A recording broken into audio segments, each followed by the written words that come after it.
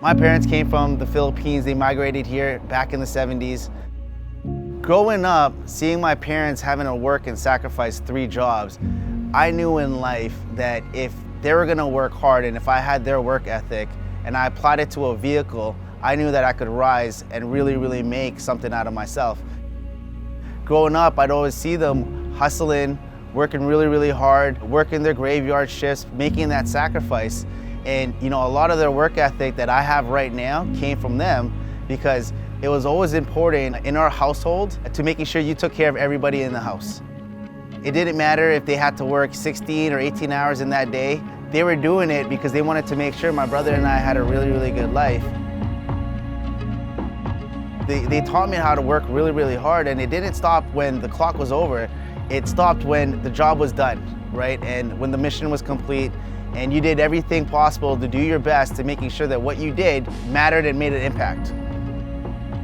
So it's a pretty amazing story to think about, that my grandma came all the way down from Philippines back in the 70s with 9 kids, $200 in her bank account, didn't have a job here. She flew from the Philippines, which is tropical, hot, to Winnipeg, and if you know anything about Winnipeg, it's Winterpeg, right? And she wasn't used to it, and she had 9 kids. And it's pretty amazing to see where everybody's at right now in life. And the lesson that I learned from my grandma is that if you want to grow and you want to be successful, you got to get out of your comfort zone, because that's where all growth comes from, in situations where you're not comfortable.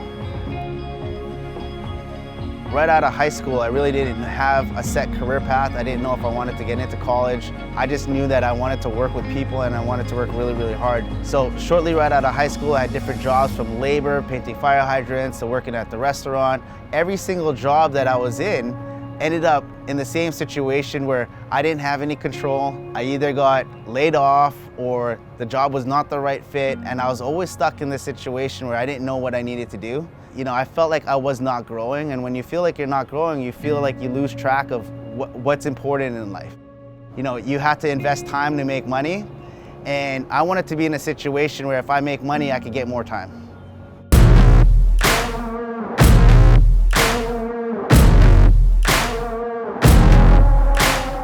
I saw this ad, and it said American Income Life, and then at the very bottom of it, it said Opportunity Unlimited. It was something that I was really curious about because I've never heard what Opportunity Unlimited was. So I applied. Within 48 hours, I got an email and a call back for an interview from the head hiring manager at the Surrey, BC office.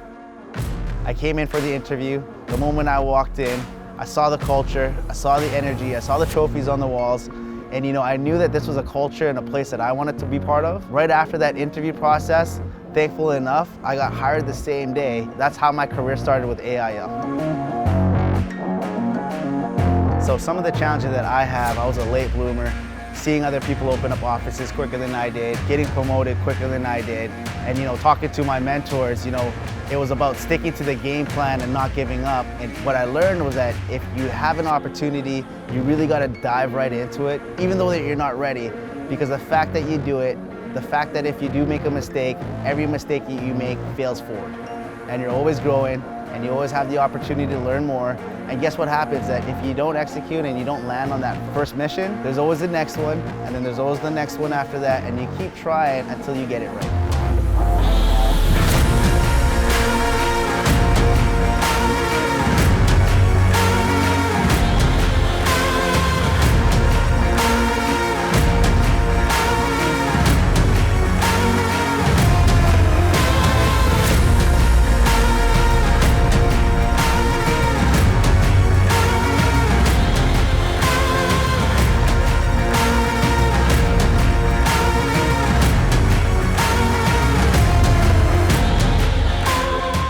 I'm currently the RGA in British Columbia with my partners Bobby Goodral and Alan Sedigat. We're a big part of one of the leading offices, not just in Canada, but in all of Alteg.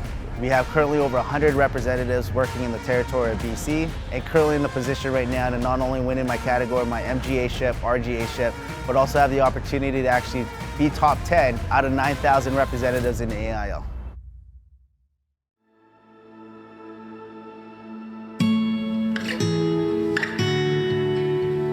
So what pushed me to keep going? I started AIL in 2008. I met the love of my life in 2010.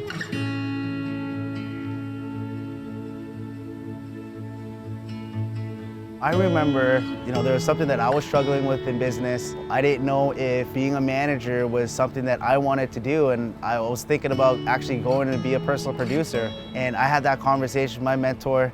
The conversation right after my mentor, I had it with my wife, and she solidified what I needed to do in this company, because she said to me, don't give up. Like, you've invested all this time right now. Something is gonna happen. I believe in you and you can do it. And because of that, that was a mental switch to say, you know what, we're going all in and we're gonna keep going.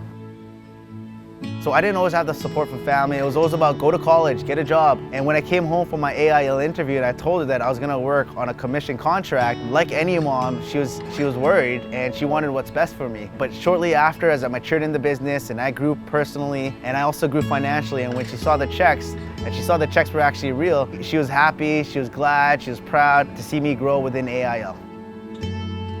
It's pretty amazing to think about, a kid that didn't have everything growing up, son of immigrant parents from the Philippines, to even my grandma who helped raise me, came down here with 9 kids as a single mom with $200 in her account, to being able to have the opportunity to work at AIL and have all the successes, not just in business, but also in life. And because of that, I'm forever grateful.